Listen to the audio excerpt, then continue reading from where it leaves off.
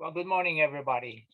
Thank you for having me as your speaker on a Bodhi Day, a very auspicious day for all Buddhists. As Ed Hara said earlier, we are all meeting on Zoom land, and these days, I'm sure you, like me, we've been doing a lot of Zoom meetings, and we're certainly grateful for this wonderful technology. Fairly easy to use, although for some of us it's still a challenge. But it allows us to meet like this and to be able to communicate with each other and even though we're not able to see each other in person, we can still see each other on our screens and be assured that it's not some virtual character there, but it's a real person appearing on the screen. So it's really great to be able to meet all of you on Zoom. It's a wonderful technology, but it depends on one thing, one very important thing, and that is electricity.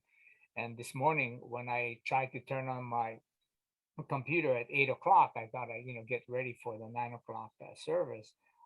Nothing happened, and I realized that our power was off. And so I scrambled and I checked my laptop. Not enough battery. I went to my iPhone. I really couldn't get it to hook up to Zoom. And so I thought, well, I'm just going to have to call Hilo Honganji and say, I'm sorry, but I won't be able to participate in the Bodhi Day service today. But um, about 15 minutes before 9, the power came back on. And so I'm able to join you. So it's a real pleasure to see to see all of you. So Bodhi Day, we're all familiar with what Bodhi Day means. So we celebrate the enlightenment of the Buddha, but we need to clarify a little bit, just what we mean when we say the Buddha, because there are many Buddhas, many different kinds of Buddhas, and all the different denominations that we have represented here today, and even of those who are not represented here today, but many other traditions of Buddhism in the world celebrate different kinds of Buddhas because there are many different Buddhas. So on Bodhi Day, we celebrate, what we call the historical Buddha, who's also known as Shakyamuni or the historical Shakyamuni. But there is also a later Shakyamuni that is really not the historical Shakyamuni. Um, so there are many different kinds of Buddhas, and of course in the Jodo Shinshu tradition there is the Amida Buddha, the Junirai chant that we did today celebrates Amida Buddha.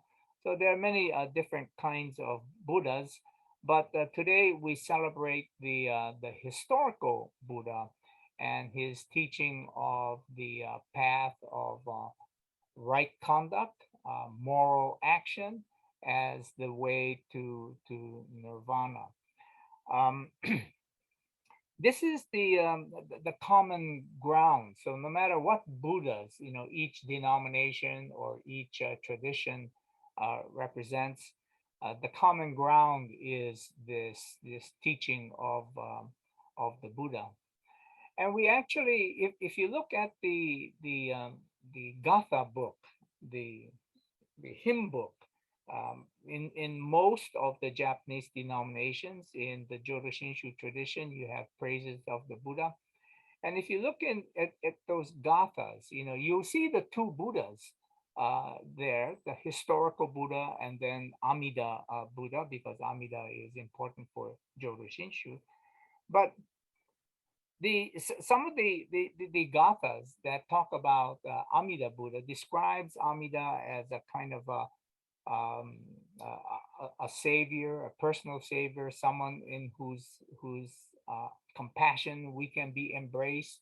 It's very pietistic, it's very warm-hearted kind of a feeling that you get, and Amida is presented as this kind of loving um, deity, really. Although modern Shinshu Buddhists don't like to talk about Amida as a deity, but as the Junirai says, Amida is the sacred one. not a human one, but a sacred one. But today we celebrate the historical Buddha. And if you look at the gathas, there are many gathas, many hymns that talk about the historical Buddha without reference to Amida or Amida's saving grace. So there is, in fact, a gatha called Bodhi Day, which is appropriate for today. It was written by Dorothy Hunt. And in this hymn, we sing of, on this great day, our holy Prince of Peace from sorrow's chain has found release. Self is no more. And that's a reference, of course, to the teaching of no self, which I want to speak about in a moment. And so that is a part of the historical Buddha's teaching. In the teachings of all Buddhas, Paul Karras, who wrote the lyrics, says, commit no wrong, but good deeds do. Hate is not overcome by hate, by love alone 'tis quelled. This is the truth of ancient date, today still unexcelled. And that's true. It's still a universal truth. Hate is not overcome by hate. This is a particularly important teaching for us to remember in our time when we seem to be caught up in so much hate in so many different forms. And it's only by love that hate can be conquered. And this, of course, is it's a hymn in the hymn book, but it is really coming from, based on those famous lines from the Dhammapada, which is one of the classics of early Buddhism, again, referring back to the teachings of the historical Buddha. And of course, B.J. Soriano's song that we heard today, Enlightenment, speaks of this, getting up, making sure your intentions are right, your intentions are correct, going out and committing yourself to trying to do good deeds. So this is the path of moral perfection. This is the path of purity. This is the path of trying to be ethical in all of our actions. And this is, of course, the teaching of the historical Buddha, the human Shakyamuni. And this is the common ground that all Buddhas share. So no matter what denomination we belong to, no matter what tradition we belong to, this is the ground which brings us all together, kind of like Zoom, brings us all together despite our our differences. Now, the one of the most important teachings in early Buddhism is the teaching of there being no self, and it's a little bit um, it can give the wrong connotation. It doesn't mean that we don't have a self. What the Buddha meant was that we don't have a permanent self. We don't have a fixed self. It's not as if I have a self that is eternal and unchanging and like some gold nugget that makes up who I am. There is no self. And in line with the teaching of change, that everything changes according to causes and conditions. We are constantly changing from moment to moment, because everything that makes us up, all of our thoughts, our feelings, the influences that we find acting on us, and they're constantly changing. Um, we are constantly changing too. Our self is constantly changing, reacting to the causes and conditions that we find ourselves in. So there is no kind of a fixed self, and there is no permanent entity that somehow is within me. We are constantly changing. I find this, some people may find this disconcerting. Then who am I? That old question: who am I, or what is my identity? And many of us spend a good part of, especially our younger lives, searching for our identity. Who am I? What is my ethnic identity? What is my gender identity? What is well, who am I? Trying to find some kind of a single answer to the question. And when we think about the teaching of no self, we are reminded that there is no single answer, that we are many selves, that it depends upon the situation that we find ourselves in, that we are, for myself at any rate, sometimes I'm a father, sometimes I'm a son, sometimes I'm a grandfather, sometimes I'm a friend. Sometimes I'm a foe to somebody. It's constantly changing depending upon the situation that we are in. And personally, I find this liberating. I find this liberating. Having spent many, many years of my youth looking for my identity and then coming across this idea of no self, I realized that I don't have a fixed identity. Wonderful. No need to. I can stop that search already. I don't have to try to find my true identity because I have only a changing identity as I move through the different causes and conditions of my life. And in the same way, when we speak of identity, personal identity, we also, of course, think about ethnic identity. Who am I? Am I Japanese? Am I French? Am I German? Am I Chinese? Whatever kind of ethnic group we belong to. And if we go back to the Buddha's teaching, in which he said really, really clearly, very clearly, there is no such thing as race. And he put it in kind of what would strike us today as kind of modern scientific terms. And so he talks about flowers. How many different kinds of flowers are there? He says there are so many different kinds of flowers, so many different species of flowers. What about animals? There are so many different kinds of animals, so many different species of animals. What about human beings? And he says very, very clearly there's only one species of human being. There are not many species of human beings. There's only one species of human beings. And so we are all um, human at our core, and we share in that common humanity, even though, of course, we have different ethnicities. Of course, we have different bodies. No two people look alike. No two fingerprints are alike. Of course, there is a tremendous amount of diversity among human beings, but the common ground at the bottom, there is only one species of human beings. And so, this again is a timely teaching for us to remember in this moment of our history, like many past moments of our history when we have struggled with the whole issue of ethnic identity, racial equality, racial justice. And so it's good to remember that the historical Buddha really did not divide us or had no idea that we could be put into separate ethnic categories. And so we are all interconnected. And that, again, is another one of the teachings of early Buddhism. We're all interconnected and we are all dependent upon each other. We all have to rely upon each other.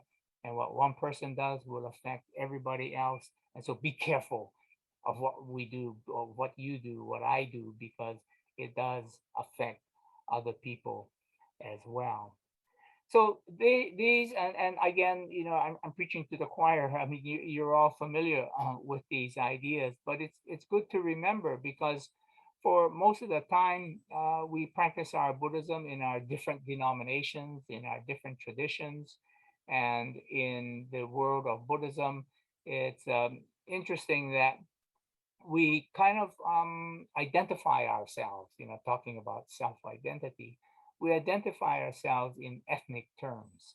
And so we talk about Japanese Buddhism, Chinese Buddhism, Tibetan Buddhism, Burmese Buddhism, American, by which is mostly meant white Buddhism.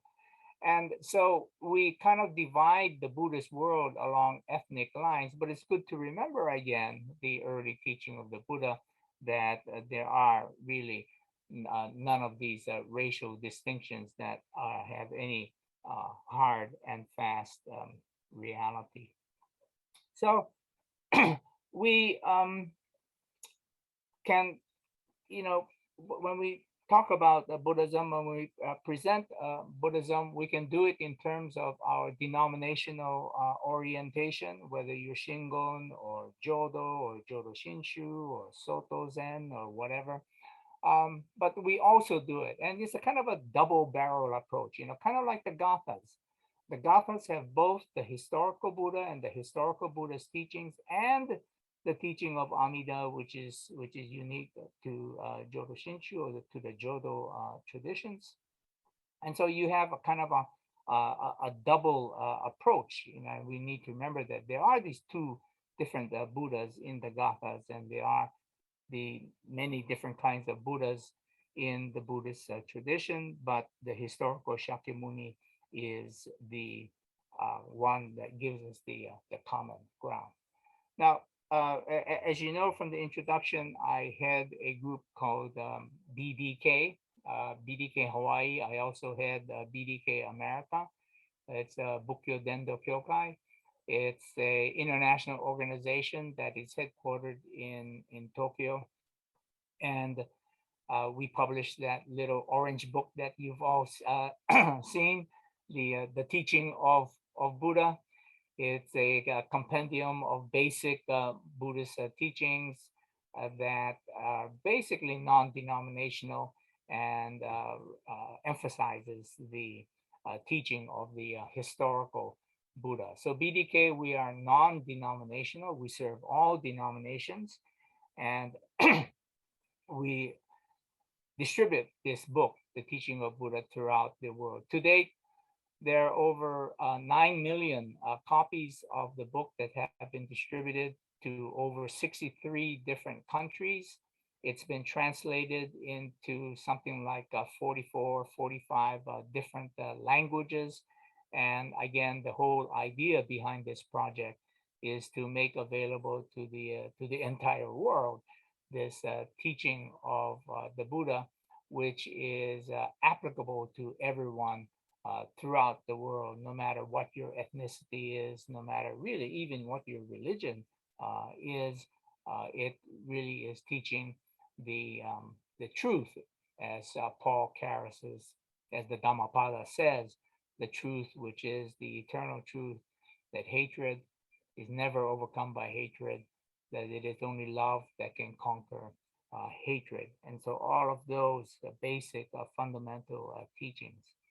And what's really interesting to me from the standpoint of looking at the work of BDK and what we do in sending out these, passing out these books, and they're free. We give it out to anybody who wants them. What's really interesting is to see the decline of temple Buddhism. Temples are all struggling.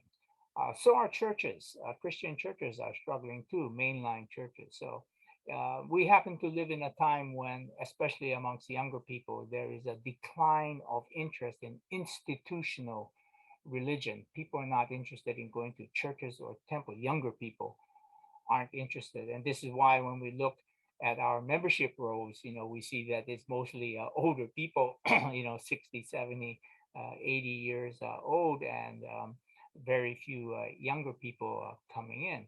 So we're living in a time when there is a declining interest in institutional religion, which is why temple Buddhism is having a hard time.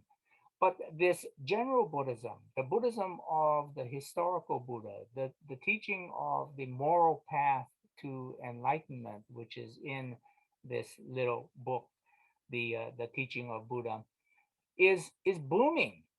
And so general Buddhism is really on the rise in our country, and the temple Buddhism is declining. So there's something about that maybe we need to explore and to exploit when we talk about how can we revive our temples.